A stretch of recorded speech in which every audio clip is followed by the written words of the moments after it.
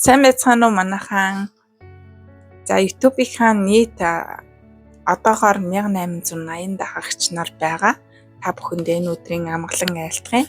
За миний бичлэгийг ингээд сонирхоод намайг дагаад ороод ирсэнд үнэхээр их баярлалаа.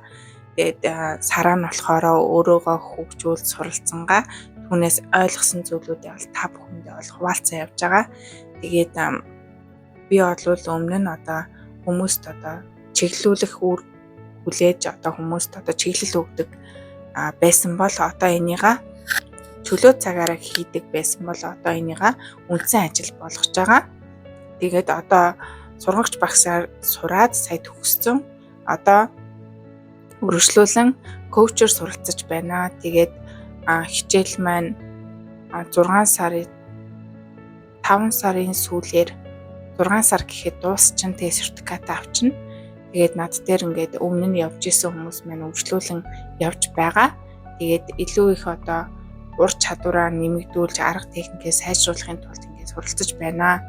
За би бол супер чампион оюуны тасгалжуулагч, нүүрслийн бясалгалын бас анхан дунд шатыг бол төгссөн. Дээрээс нь болроо багшийн онлайн сургалтанд бас хамрагдсан. Гэх мэтчлэн одоо маш олон сургалтуудыг бол авч явсан байгаа. Тэгээд тэр мэдлэг туршлагаа та бүхэндээ бас хуваалцахад одоо үнэхээр баяртай болно. Баяртай байх болно. Тэгээд коуч гэж хэмбэ гэх юм бол та одоо зорилгоо тодорхойлогдсон туслана. Тэгээд зорилготой хүрэхэд чинь одоо бас туслах тийм одоо үйл хүлээсэн тийм хүн байдаг. Тэгээд мэдээч одоо миний заавраар бол хөдлөхгүй. Та бол өөрөө гаргалгаагаа олно. Тэгэхэд чинь би танд туслана. Таны дотроос одоо чин хүсэл чинь юу байна? Тэрийг чинь нээж гаргаад тэрийг ямар арга замаар яаж хүрэх вэ гэдгийг хамтдаа ярилцаад явах тийм хүн байгаамаа. Тэгээд та бүхэн бас өөртөө судлаад үзээрэй. Тэгээд би ер нь сартаа олон хүн бол авч чадахгүй, нэг 15-аас 20 хүн өөртөө авах боломжтой. Одоогоор бол нэг 5 хүн байгаа. Тэгээд хажуугаар нь үндсэн ажиллаа бол хийж байгаа. За ингээ өнөөдрийн сэдэв бол эрүүл мэнд гэдэг сэдвээр та бүхэнтэйгээ ярихад бэлэн боллоо. За эрүүл мэнд гэж юу болохыг ойлгохгүй тэр бага нас руугаа эргэж очимаар санагдаж байна. Одоо ингээ хүн болж төрөөд ухаан ороод ингээ явж байтал яасан гэж одоо манайхан одоо ер нь бол аюу олуулаа амьдардаг байсан. Үндсэн ам бүл маань бол би 4 хүүхдийн дундх нь алин гам цохон. Тэгээд аав ээжтэйгаа тэгээ эмээтэйгаа тэг манай хамаатны нэг айл ерөөхдөө байдаг байсан. Жилдээ ч юм уу 2 жилдээ одоо нэг удаа солигддаг ч гэсэн ер нь хамаатнаас нэг айл бол манад заавал байдаг манай хашаанд. Тэгээ ер нь бол өдөр болгоныг 11-ээс 13 хүн хооллдог байсан гэсэн үг. Тэгээ манай аав бол тийм хүндэлтэй нэг эд материал гэхээсээ илүү торт өрөн хүнсний юм аваад ороод ирэхдээ үнэхээр ад жаргалтай тийм хүн байлаа. Тэгээд хоол хийхээр бол ер нь бол 2-оос 3 хүн бол ингээд бэлтгэл ажиллагаа хийн. Тэгээ аав маань хоолоо ер нь гутгадаг. Тэгээд ингээд үр дүнд нь гэх юм бол тогоо дүрэн 20 тогоо дүрэн цөөн бэлэн болж байгаа. За ойролцоогоор 15-аас 16 аяг хоол.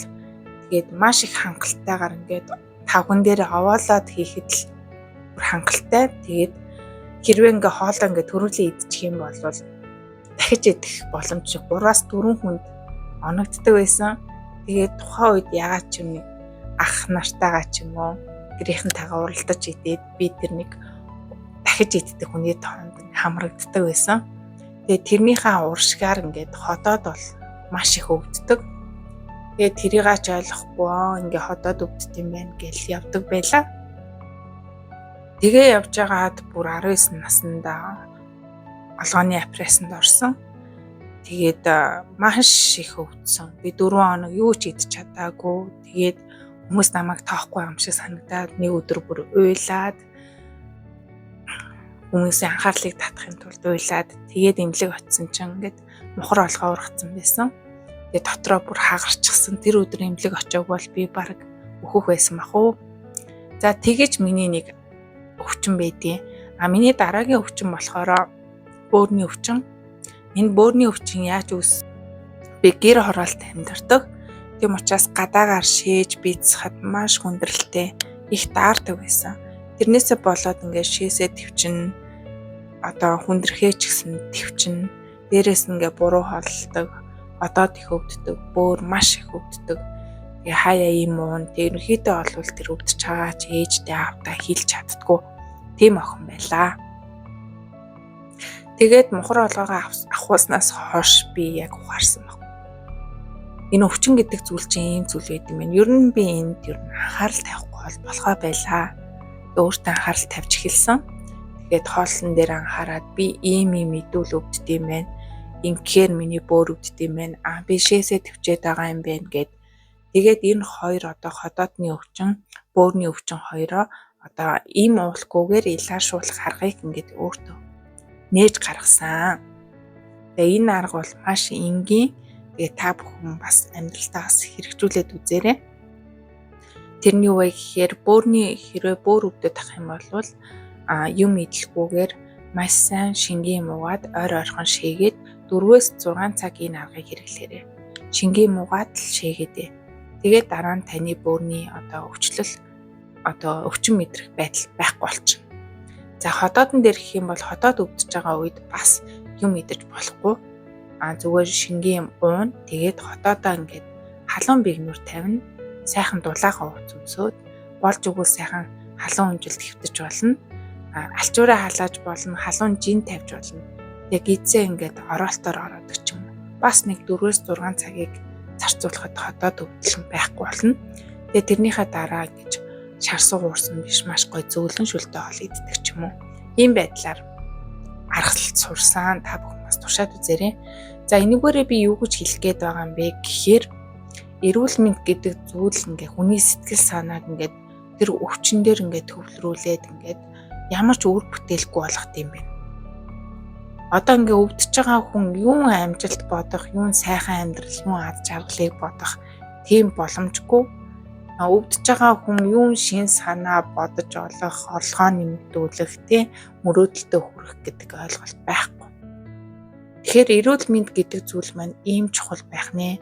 Таны сэтгэл санаа бие махбодыг ингэж 50 амгалан байхад эрүүл байх нь үнэхээр хэрэгтэй.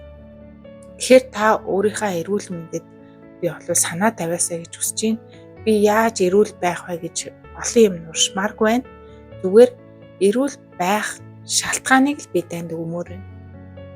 Та жаргалтай амьдмаар байна уу? Та эрт хүчтэй амьдмаар байна уу? Хамаг би чи өвдөхгүй ингээд тайван ингээд эрт хүчтэй цаг золбоотой амьдрахыг хүсэж байгаа үсттэй тий. Би ч бас хүсэж байна. Хин л өдөржингөө өвдөд ахыг хүсэх үү тий. Тэгэхээр үүнийхээ төлөө ямар нэгэн алхам хийгээд түүнийхээ төлөө эдгэх арга замыг хайж өөрийнхөө төлөө байгаасаа гэж хүсэж байна. Тэгээ сүүлийн үед өөрийгөө хайрлах гэж ярьж байгаа. Өөрийгөө хайрлна гэдэг нь түргэн оол идэл пицца чики идээд ууж идээд явах нь өөрийгөө хайрлах гэсэн үг биш. Харин эрүүл зөв хооллоо дасгал хөдөлгөөн хийгээд өвддөггүй эрүүл биеийг бий болгох нь өөрийгөө хайрлах хэлбэр юм болов гэдэг зүйлийг та бүхэнд хэлмээр байна. Би бол энийг ойлгох гэж маш удсан. Тэгээ одоо бол би эрүүл зөв хооллолтыг 80% баримтлаад 20% дуртай зүйлээ идэж амьдарч байгаа. 100% гэхээр хүн ямар нэгэн кайф авч чадахгүй амьдралаас бас сонирхолтой зүйлийг мэдэрч чадахгүй байдаг. Тэгэхээр амьдралдаа ингэж хийх ёстой ч юм уу эрүүл байлгахад шаардлагатай зүйлийг 80% хийгээд 20% нь өөрийгөө баярлуулж амьдрах нь бас зүгээр юм байна гэсэн дүгнэлтэнд хүрсэн байгаа.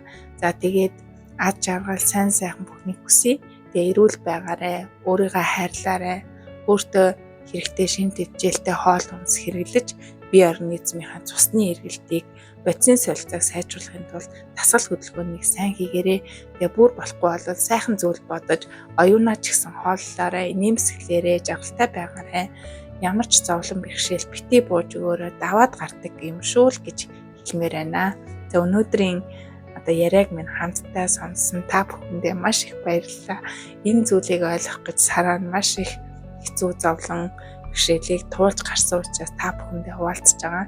Та нар ч гэсэн эрүүл байхыг чухал гэдгийг хэрхэн ойлгосон бэ гэдгээ бас надтай хуваалцаад комент хэсэгт бас бичиж болно шүү. бусад хүмүүс ч гэсэн сургамж болох байх гэж найдаж байна. За баярлалаа. Дараагийн сэдвээр уулзлаа. Түр баяртай.